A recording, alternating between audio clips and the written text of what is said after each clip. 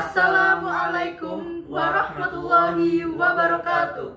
Salam sejahtera bagi kita semua. Perkenalkanlah, saya Nur Hanifah Rashid dan saya Nur Rahmat. Kami dari tim riset MAN 1 Yogyakarta akan memaparkan makalah penelitian kami dengan judul Peran Affandi pada masa Revolusi Fisik 1945 sampai 1949, Studi Analisis Poster Bung Ayobung. Pembacaan proklamasi pada tanggal 17 Agustus 1945 dianggap sebagai puncak perjuangan bangsa Indonesia dalam mengusir penjajah. Namun pada kenyataannya, keadaan setelah proklamasi justru semakin parah karena Indonesia harus berjuang untuk mempertahankan kemerdekaan yang baru saja didapat.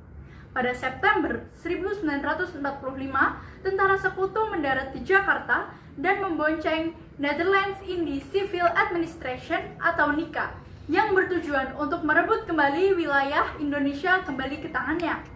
Akibatnya terjadi perlawanan dari berbagai daerah yang menular satu sama lain dalam kurun beberapa tahun.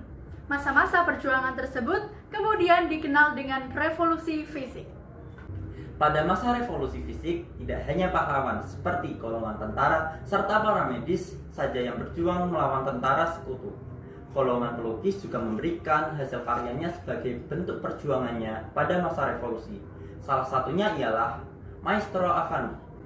Affandi adalah seniman lukis yang karirnya cemerlang dan menjadi orang pertama yang ditunjuk oleh Soekarno dan seorang pelukis kenamaan Sujoyono untuk membuat poster sebagai alat perjuangan dalam membakar semangat perjuangan agar tidak menyerah kepada penjajah. Poster tersebut dibuat pada tahun 1945 dan dikenal dengan poster Bung Ayobung. Poster spektakuler Bung Ayobung menggambarkan seorang pemuda berbaju putih dengan lengan yang berotot, serta meneriakkan kata merdeka. Pergelangan tangannya terdapat rantai yang terputus yang melambangkan kebebasan, serta dilengkapi bendera merah putih sebagai background dari poster tersebut. Keterikatan Affandi dalam membangkitkan semangat perjuangan bangsa Indonesia membuat kami tertarik dan menuangkan dalam makalah yang berjudul Peran Affandi pada masa Revolusi Fisik 1945 sampai 1949, Studi Analisis Poster Bung Ayobung.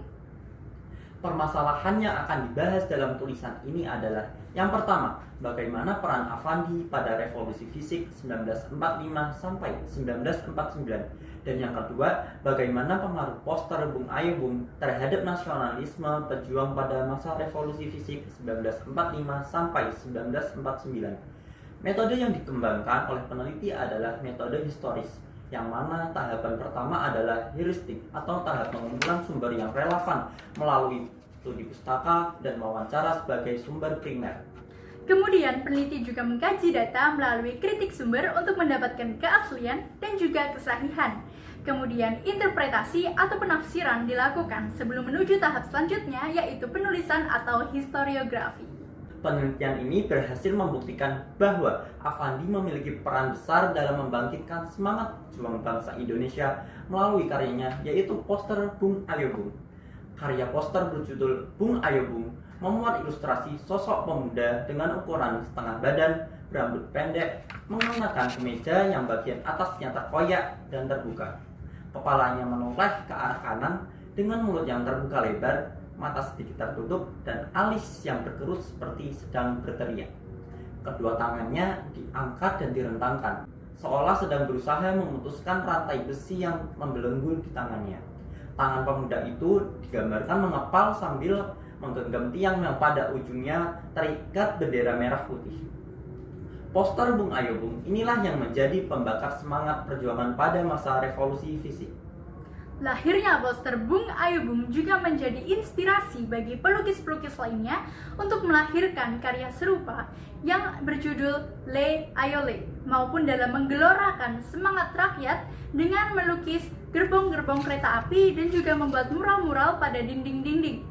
Poster Bung Ayobung menyuarakan realitas sosial keinginan bangsa Indonesia yang bebas dan merdeka dari penindasan maupun penjajahan bangsa lain, juga mengajak untuk seluruh lapisan masyarakat dan golongan yang ada dalam satu tujuan yang sama, yaitu mewujudkan cita-cita luhur bangsa dan juga mendapatkan kemerdekaan yang mutlak. Sekian yang dapat kami paparkan. Terima kasih. Wassalamualaikum warahmatullahi wabarakatuh.